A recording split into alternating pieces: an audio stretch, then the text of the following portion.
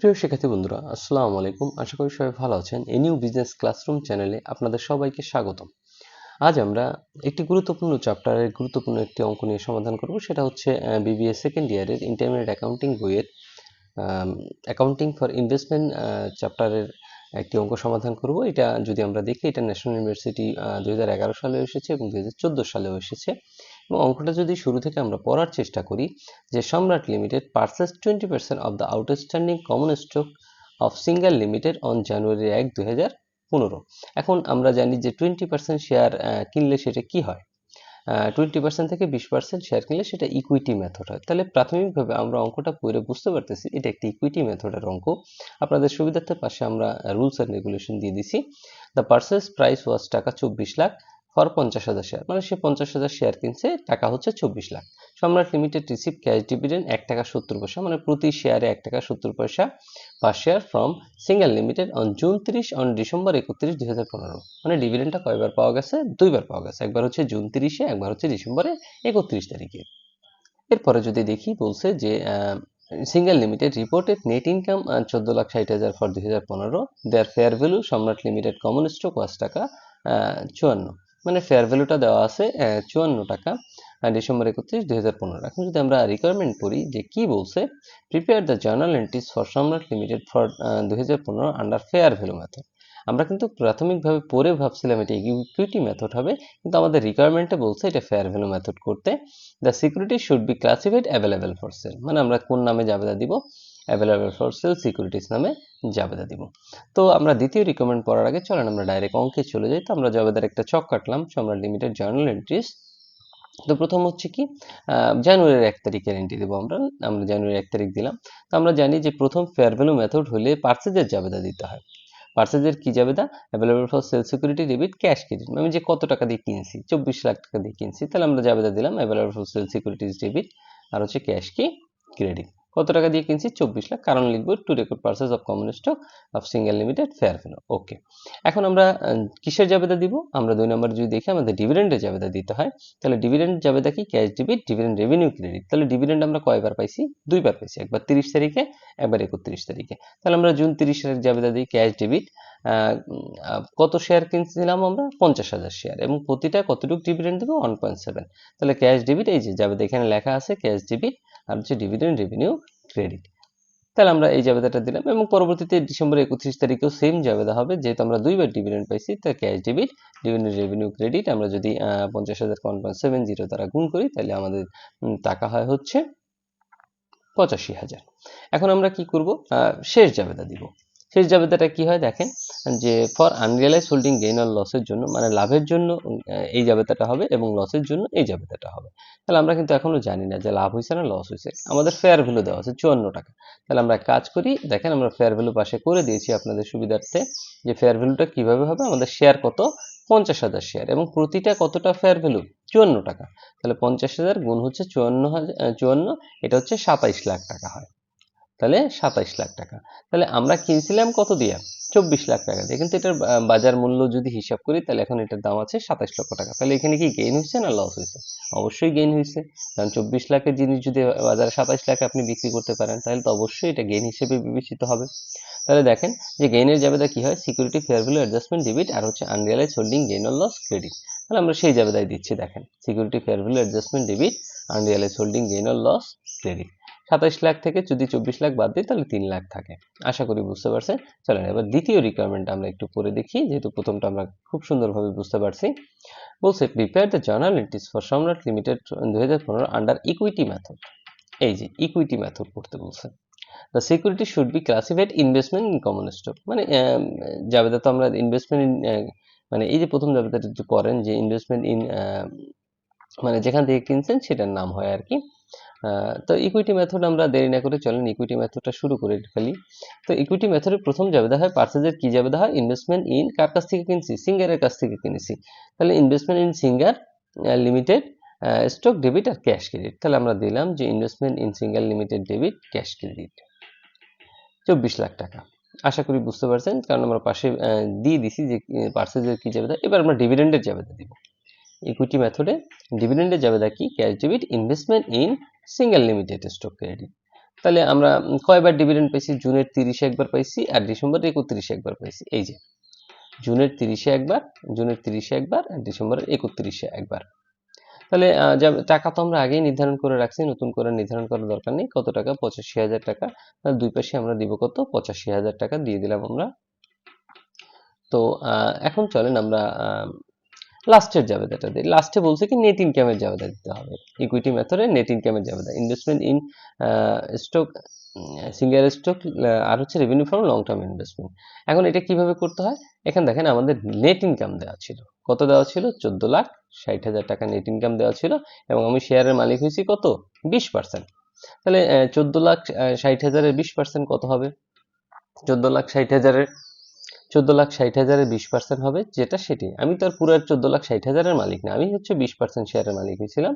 তাহলে আমরা নেট ইনকামের জাবেদা দিব যে ইনভেস্টমেন্ট ইন, এই যে investment in singer stock limited debit revenue from long term investment credit. তাহলে 14,60,000-এর কয় পার্সেন্ট? 20% আসে 2,92,000 টাকা। তাহলে এরই মাধ্যমে আসলে আমরা এই অঙ্কটা সমাধান করতে সমর্থ হয়েছি। খুবই সহজ অঙ্ক ছিল। যদি আপনারা বাসায় প্র্যাকটিস করেন তাহলে খুব সহজেই অঙ্কগুলো আয়ত্ত করতে পারবেন। তো আমরা দেরি না করে চলেন পরবর্তী আর একটা অঙ্কে চলে যাই। প্রিয় শিক্ষার্থী বন্ধুরা, ন্যাশনাল ইউনিভার্সিটির বিবিএ এমবিএ সকল সাবজেক্টের পরবর্তীতে আপডেট পেতে এই ভিডিওটিতে লাইক করুন, চ্যানেলটি সাবস্ক্রাইব করুন এবং বেল বাটনে ক্লিক করে রাখুন। প্রিয় শিক্ষার্থীরা, এখন আমরা যে অঙ্কটা সমাধান করব এটা ন্যাশনাল ইউনিভার্সিটি বিবিএ অনার্স 2015 সালে এসেছে। তো আমরা যদি দেখি যে 15 সালে অঙ্কটা কি বলছে, Aftab limited acquired 20% of the outstanding common stock Berger Paints, মানে বার্জার পেইন্টস থেকে অ্যাকোয়ার্ড করছে Aftab limited 20%, December 31, 2013। The purchase price was 12,55,000 share কিনছে 12 লাখ টাকা দিয়ে। Berger Paints limited declared paid 1 টাকা পার share dividend on June 30, December 31, মানে আগের অঙ্কটার মতোই কিন্তু এখানেও দুইবার আপনাকে ডিভিডেন্ড ঘোষণা করছে। Berger Paints limited reported net income 9,50,000 in 2014, the fair value of 30 টাকা করে প্রত্যেকটা শেয়ারের দাম ডিসেম্বর 31, 2014 সালে। এরপর যদি আমরা দেখি যে আমাদের কি করতে বলছে, এক নাম্বারটা যদি আমরা একটু করে দেখি যে prepare the journal entries for Aftab limited 2014 assuming that Aftab limited cannot exercise significant influence over Berger Paints. এখন সিগনিফিকেন্ট মানে তো গুরুত্বপূর্ণ, ইনফ্লুয়েন্স ওভার বার্জার পেইন্ট মানে সে গুরুত্বপূর্ণ ভূমিকা বার্জার পেইন্টস কোম্পানির উপর রাখে না। The security should be classified available for sell. তাহলে আমরা এই দুইটা জিনিস নিয়ে significant influence over Berger Paints একটা, আর হচ্ছে আপনাকে জাবেদা দেখাইতে বলছে অ্যাভেলেবল ফর সেল। এখন দুইটা জিনিসের যে কোনো একটা বুঝলেই কিন্তু আপনি বুঝে যাবেন যে কোন মেথড হবে, কারণ এখানে কি, এখানে আপনারা দেখেন যে ফেয়ার ভ্যালু মেথডে আমরা কি করি, অ্যাভেলেবল ফর সেল লিখি। তাহলে এখানে যেহেতু আপনাকে অ্যাভেলেবল ফর সেল করতে বলছে তার মানে আপনাকে ফেয়ার ভ্যালু মেথড করতে বলছে। আশা করি একদম ক্লিয়ার বুঝতে পারছেন। যেহেতু অ্যাভেলেবল ফর সেল করতে বলছে তাহলে আপনি ফেয়ার ভ্যালুতে এটা এন্ট্রি দিবেন। আর significant influence over cannot exercise, cannot মানে কি, মানে বেশি প্রভাব বিস্তার করে না। তো আপনি যদি 20%-এর কম শেয়ার কিনেন তাহলে বেশি প্রভাব বিস্তার আপনি কিভাবে করতে পারবেন। তো যাক, তো আমরা অ্যাভেলেবল ফর সেল দেখেই বুঝতে পারছি যে এটা আসলে ফেয়ার ভ্যালু মেথড হবে। তো দেরি না করে চলেন আমরা জাবেদা শুরু করি। তাহলে আফতাব লিমিটেড জার্নাল এন্ট্রিজ আমরা দিলাম। তো প্রথম ডিসেম্বর 31, 2000 যেহেতু কিনেছিল, কেনার জাবেদা কি হয়, available for sale security debit cash credit. তাহলে আমরা available for sale security debit এবং ক্যাশ ক্রেডিট করলাম। আমরা কিন্তু এটা শুরুতেই দেখছি যে এই যে 12 লাখ টাকা কিনছিল, 12 লাখ টাকা আমরা দেখাইলাম। এরপর 2 নম্বরে জাবেদা দিব এই যে জুন 30 এবং ডিসেম্বর 31, 2014 1 টাকা করে শেয়ার দিছিল। তাহলে শেয়ার প্রতি শেয়ারে ডিভিডেন্ড দিছিল 1 টাকা।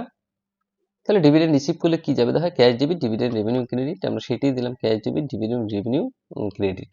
আমরা কিন্তু প্রতি শেয়ারে কয় টাকা দিছি, 1 টাকা দিছি।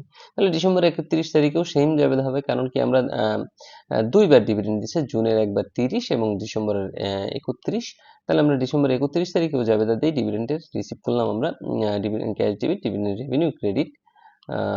এরপর আমরা কি করব, এরপর আমরা ফেয়ার ভ্যালুর জাবেদা দেবো, মানে লাভ লোকসানের জাবেদা দেবো। যদি গেইন হয় তাহলে এই জাবেদাটা হবে, আর যদি লস হয় তাহলে এই জাবেদাটা হবে। তাহলে এখন আমরা দেখি যে আমরা ফেয়ার ভ্যালুটা যদি সাইডে আপনি বের করে নেন যে ফেয়ার ভ্যালু কত টাকা, যে 55,000 গুণ কত, 55,000 গুণ হচ্ছে প্রতিটা 30 টাকা, তাহলে কত হয় 16,50,000। তাহলে এটার বাজার মূল্য বা বিক্রিত মূল্য এখন আছে 16,50,000, কিন্তু আপনি কিনেছিলেন কত দিয়ে, 12 লাখ টাকা দিয়ে, তাহলে অবশ্যই লাভ হয়েছে। তা লাভ হলে কি জাবেদা দিতে হবে, security fair value adjustment debit unrealised holding gain or loss credit. তাহলে আমরা জাবেদা দিব security fair value adjustment debit unrealised holding gain or loss credit. আপনি যদি এইভাবে দেখাই দিতে চান 16,50,000 কিনেছিলাম 12 লাখ দিয়ে, তাহলে 4,50,000 টাকা আপনার প্রফিট হয়েছে, তাহলে প্রফিটের টাকা আমরা দেখাই দিলাম, মানে গেইনের জাবেদাটা আমরা দেখাই দিলাম। এখন দেখেন 2 নম্বরে যদি আমরা পড়ে দেখি, প্রিপেয়ার দ্য জার্নাল এন্ট্রিজ, এটা এতক্ষণ আমরা 1 নাম্বার করছি। Prepare the journal entries for Aftab limited 2014 assuming that Aftab limited can exercise, এবার কিন্তু ক্যানট না, ইনফ্লুয়েন্স ওভার বার্জার পেন্টস। তার মানে কি, এখন আরো বেশি প্রভাব বিস্তার করে। তাহলে বেশি প্রভাব বিস্তার করে মানে কি, এই যে 20 থেকে 50% শেয়ার ক্রয় করলেই তো আপনি ইকুইটি মেথডের আন্ডারে চলে যান। এখন একটা কোম্পানির উপর আপনি যদি 20% বা তারও অধিক করতে পারেন, ভূমিকা রাখতে পারেন, তাহলে can exercise significant influence over Berger paints limited. তাহলে এটা দ্বারা কি বোঝাচ্ছে, এটা দ্বারা বোঝাচ্ছে আপনি ইকুইটি মেথড করবেন। তো ইকুইটি মেথড চলেন আমরা দেরি না করে শুরু করি। তো ইকুইটি মেথডে আমাদের প্রথম কি জাবেদা দিতে হয়, এই যে এখানে লেখা আছে ইনভেস্টমেন্ট ইন, মানে ক্রয়ের জাবেদা। আমরা যেমন ফেয়ার ভ্যালুতেও ক্রয়ের জাবেদা দিচ্ছি, তাহলে ইকুইটিও তো আমরা কি ক্রয়ের জাবেদা দেবো। তো ইনভেস্টমেন্ট ইন কি হবে, বার্জার আফতাব লিমিটেড হবে।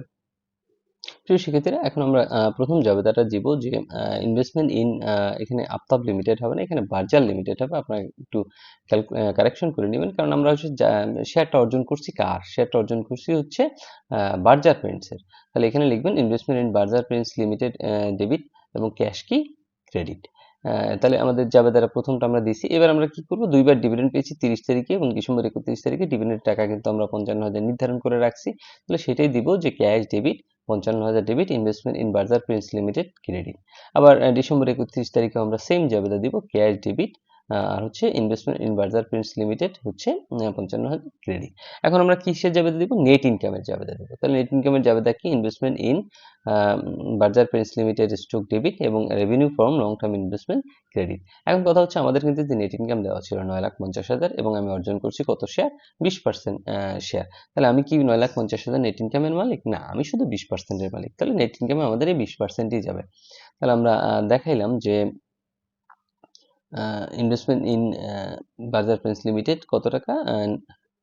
প্রিয় শিক্ষার্থীরা, আমরা 20% দিব। কত আমাদের নেট ইনকাম ছিল, আমাদের নেট ইনকাম ছিল 9,50,000।